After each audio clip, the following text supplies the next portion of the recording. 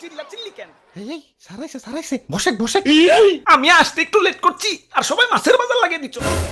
ওই class captain কেন রে? স্যার আমি স্যার তোরে না কইছি ক্লাসে যে কথা কইব তাগো নাম বোর্ডে লেখে রাখবি। স্যার লেখছি তো স্যার উই যে ওই না হিব্রু খারা ওই আর কথা কবি না কবি না স্যার আর কথা কবি না স্যার না আর কথা কব না স্যার।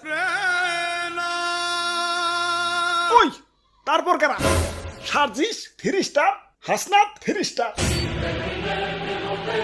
হাই রে এক স্টারে যাই মারতেছে 3 স্টারে তো মাইরে ফেলাইবো।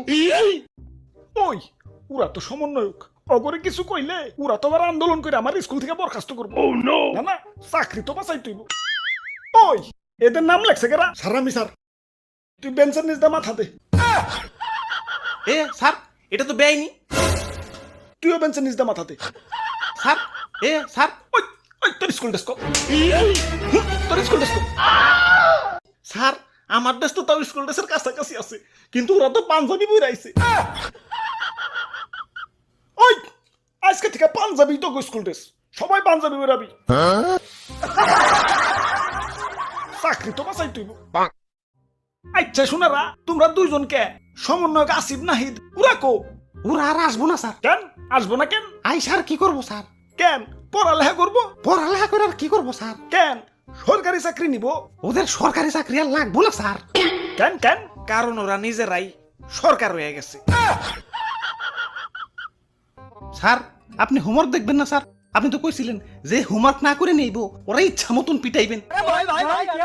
ও হ মনে পড়ছে, আজকে যে হোমওয়ার্ক না করছে ওর আজকে খবর আছে।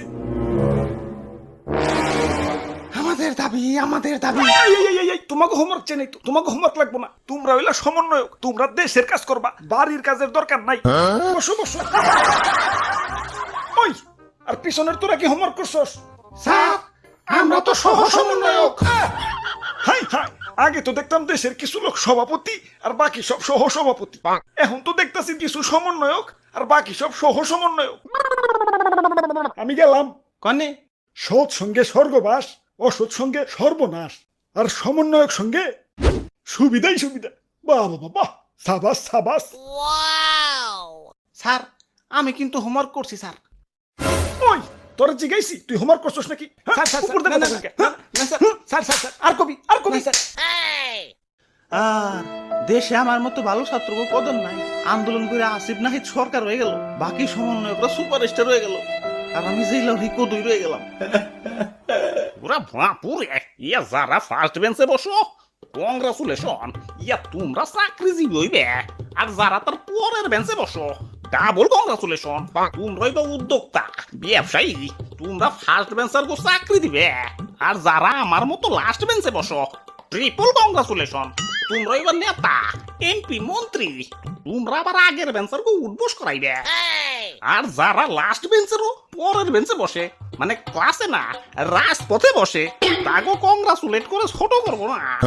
ইয়া তোমরাই বা সমন্বয়ক, তোমরাই এমপি মন্ত্রী সহ পুরো দেশের সিস্টেমরাই উঠবোস করাইবে। ওই কি রে, কালকে তোর স্কুলে দেখলাম না কে? ও নো, ওই না স্কুল ফাঁকি দিল, আর ফাঁকি দিল, আর ফাঁকি দিল। স্যার সমন্বয়করা কিন্তু 3 মাস ধরে স্কুল আসে না। ওই তোর জিগাইছি, হ্যাঁ উপর দিয়ে কথা কইলকে। স্যার স্যার স্যার না না আর কবি না আর কবি না, স্যার আর কবি না স্যার না স্যার ভুলে গেছে স্যার। স্যার স্যার স্যার তোরা জিগাইছি ভুলে গেছে স্যার। পুরা স্কুল আইলে দেশ সংস্কার করবো করা, তুই করবি? স্যার স্যার স্যার তুই করবি? চাকরি তো বাঁচাই তুইব।